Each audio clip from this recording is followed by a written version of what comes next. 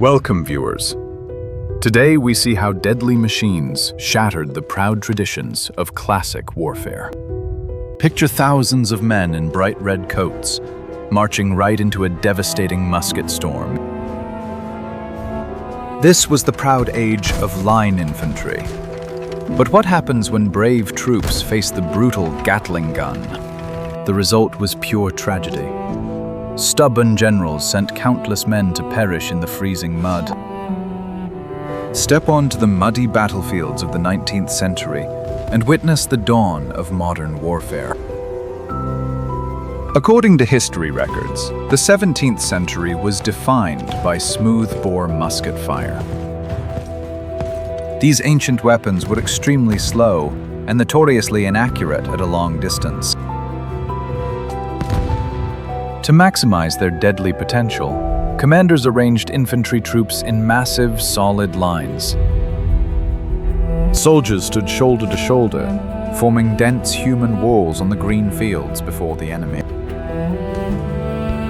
They walked forward in strict formation, waiting for the enemy to approach 50 meters away. At that terrifyingly close range, the general raised his shiny sword to order a volley. Thousands of bullets tore through the thick air, creating a massive wall of absolute ruin. It was a very ruthless tactic. The survival of the entire army depended on order. Any sign of fear or hesitation could cause the entire line to collapse in mere seconds. To maintain unity in the chaos, troops wore vibrant and colorful coats of red and royal blue. These bright uniforms helped commanders see their battalions clearly through the dense gunpowder smoke. Men stood tall like mechanical statues, ignoring the deafening cannon roars and flying shrapnel. Death was just a game of calculated math. If one man fell, the next stepped up to fill the empty gap. Many academics now agree that Napoleonic battlefields were grand and theatrical. Warfare resembled a giant chessboard, where noble leaders moved their heroes in a deadly ballet. The ideal soldier of this era did not need to think about himself or hide away in fear. He was expected to obey orders, slowly load his musket from the muzzle, and fire on command. It took a trained professional soldier about 20 seconds to load a single paper cartridge. During those agonizing seconds, he was completely defenseless against the advancing foe. Cavalry charges constantly threatened to break the unprotected lines and vanquish everyone. Fixed bayonets at the end of barrels became the ultimate wall against galloping horses. Men fought and fell in a sea of colors, believing that bravery alone was enough to win wars. Generals sat on beautiful white steeds, watching their formations crash from a safe overlook. Tactics did not adapt or evolve much. The strict rules of academies dictated every move. They believed strong spirit and discipline could defeat any obstacle on the chaotic field. Despite the horrid loss of life, this gigantic machinery of war was universally praised. To question this traditional method was considered an act of treason or utter cowardice. A soldier was not a thinking person. He was a simple weapon of flesh, a gear in the machine. No one imagined anything else until the mid-19th century brought a technology shift. The age of iron and bright red silk would soon violently collide with the cold steel era. Industrial factories began churning out deadly wonders of steel that evolved the art of war. Generals thought swords and courage prevailed, but science and economics had a much different plan. In dark workshops across Europe, engineers were forging new weapons to change history forever. The romantic age of heroic war was drawing its very final gasps in the gunpowder smoke. A dark awakening awaits those who refuse to adapt tactics to the relentless new machines. A profound machine revolution in the mid-19th century shattered the old status quo. Ironically, this massive shift began with a tiny adjustment inside the iron barrel. Workers carved spiral grooves called rifling to spin the bullet for deadly aerodynamics. Soldiers could now shoot precisely and strike targets at a deadly distance of 500 meters. The true breakthrough was the breech-loader. Mechanics built a clever device at the weapon's back. Troops no longer stood fully exposed to ram powder down the muzzle with a heavy iron rod. A soldier could load metal cartridges while lying flat on his belly behind a solid rock. This single mechanical idea completely destroyed the logic of line formation assaults. Marching slowly in a bright red coat was no longer considered brave. It was a tragic ruin. Academies continued to teach the old doctrines of Napoleon as if time had stood still. Officers scoffed at hiding in the dirt. A true gentlemanly war required facing the foe. Sharpshooters emerged as new pioneers. Clad in dark green uniforms, they roamed the flanks freely. These men faced deep suspicion from aristocratic commanders who hated their stealthy ways. They aimed for enemy officers, striking them down one by one with absolute, deadly precision. Command lines collapsed instantly. Without generals to shout loud orders, the formations scattered. Meanwhile, a deadly machine invention was prepared in the dark shadows. The famous Gatling gun. This brass-barreled monstrosity allowed one untrained operator to unleash a storm of lead. By simply turning a mechanical crank, hundreds of bullets fired out in deafening unison. No matter the heroic valor an infantry battalion mustered, flesh cannot stop the machines. The gap between noble courage and science grew vastly wider as massive, dark conflicts approached. Troops realized digging into the earth was the only realistic choice against the deadly hail. A stubborn and ignorant general would rather sacrifice his army than admit he was wrong. Academies deeply argued that skirmishing bred unruly cowards, lacking true obedience. They claimed that breaking the sacred line led to a total lack of control and moral decadence. This blind denial of reality set the stage for bitter collisions in human history. Factories produced millions of rifles, while leadership was stuck in the 18th century. Thus, the greatest machine wonder became a bitterly tragic curse for the common soldier. Those who awaited the machine age tried to warn the stubborn kings, but their voices were ignored. Massive armies marched to their doom, humming the happy patriotic tunes of a forgotten age. Bright uniforms were perfectly buttoned, waiting to be torn apart by invisible bullets. The oncoming storm was unavoidable. Europe and America struggled in the tension.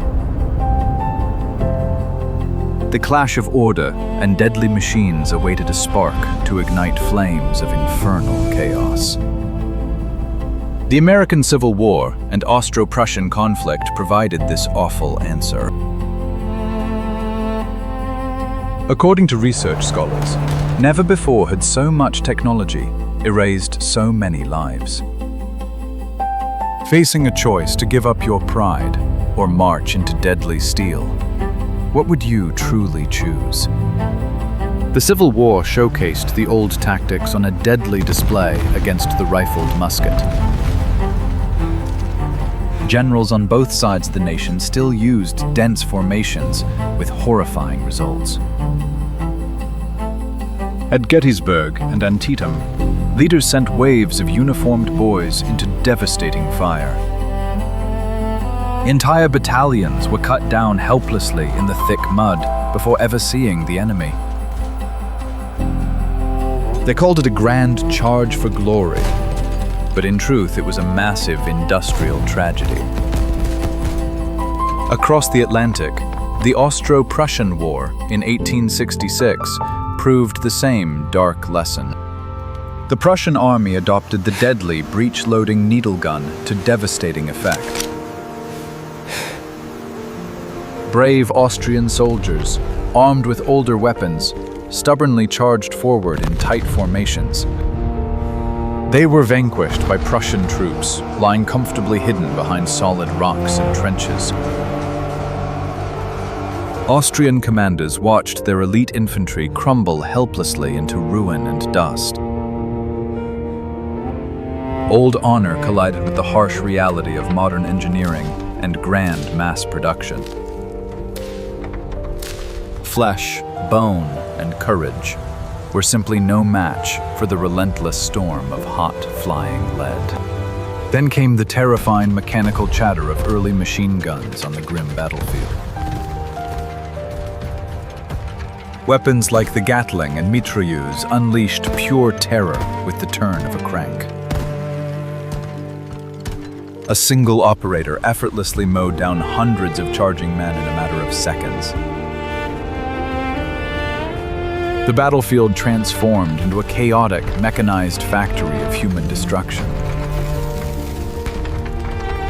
Muzzle flashes illuminated the suffocating gray fog of gunpowder that choked the fallen men.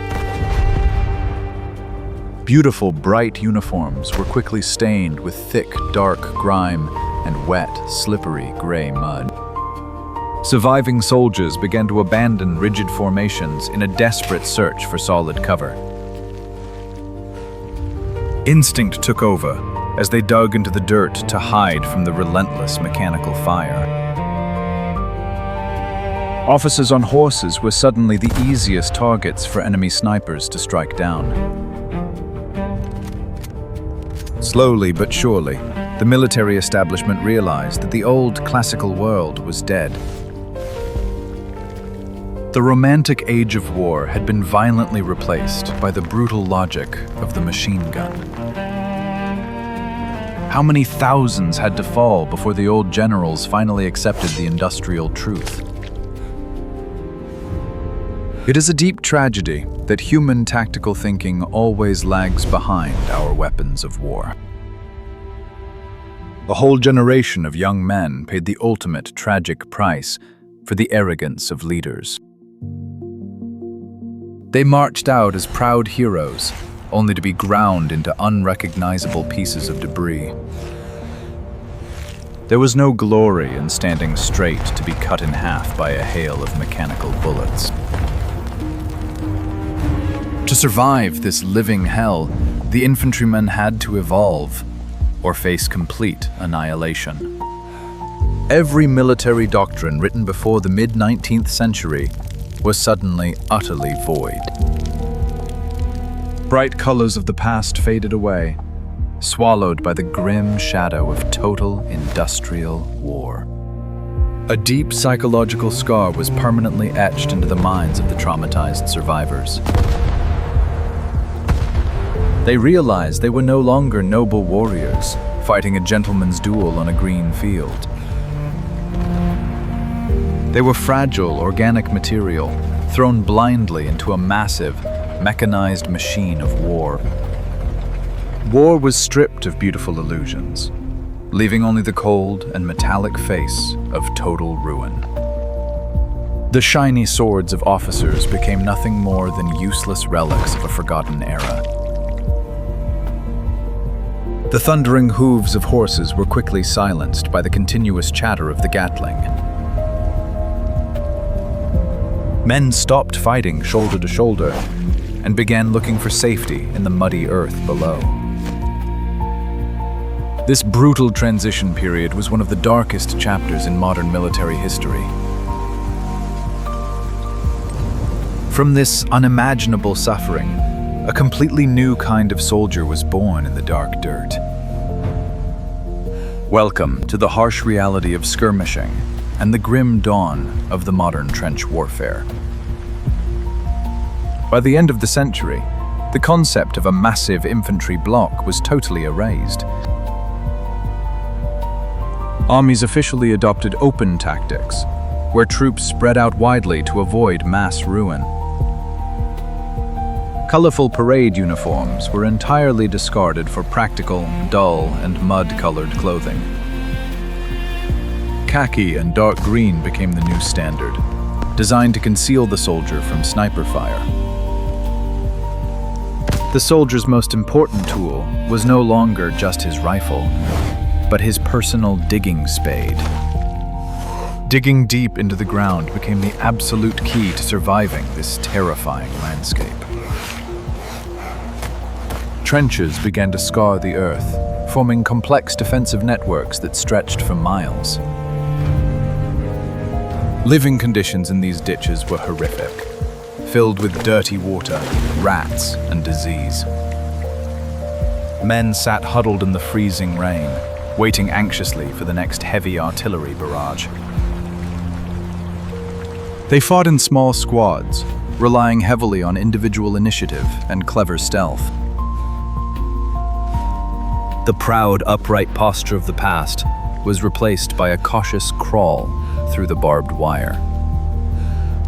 Staring out into no man's land, these modern soldiers developed a chilling, 1,000-yard stare. Their eyes reflected the trauma of a war that had lost all its honor and romantic glory. The battlefield was a desolate wasteland, devoid of bright flags and heroic cavalry charges. Only the deafening roar of high-explosive shells and the rattle of machine guns remained. The Industrial Revolution manufactured the most efficient ways to end human life forever. We must recognize the incredible resilience of the common soldier who endured this nightmare. Stripped of colorful uniforms and marching bands, they found true bravery in the muddy trenches.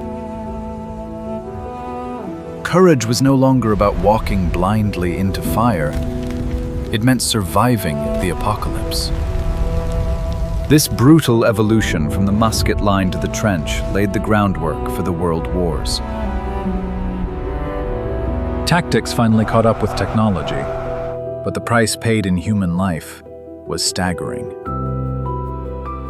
Millions of names were carved into stone monuments, remembering those who fell in the transition. History shows us that clinging to old traditions in the face of new science is always fatal. The generals who refused to change were swept away by the brutal tide of modern progress. The exhausted rifleman in his muddy trench became the true defining symbol of modern war. He replaced the bright musketmen, trading noble illusions for a gritty survival instinct. The clash of classic ideals and cold steel reality completely reshaped our entire modern world. A beautiful but deadly era had ended, buried deep beneath the churned soil of Europe forever. War would never be the same again. The cold age of the machine had undeniably arrived. We look back at these muddy fields not to glorify the dark conflict, but to remember the cost. The silent trenches remind us of the terrifying power we hold when science meets human strife. The muddy trench replaced the infantry charge. Do you think those generals were blind and ignorant? Or were they tragically trapped by strict traditions of their time? Leave a comment with your thoughts. If you loved this history dive, Please like, share, and subscribe to the channel for more videos.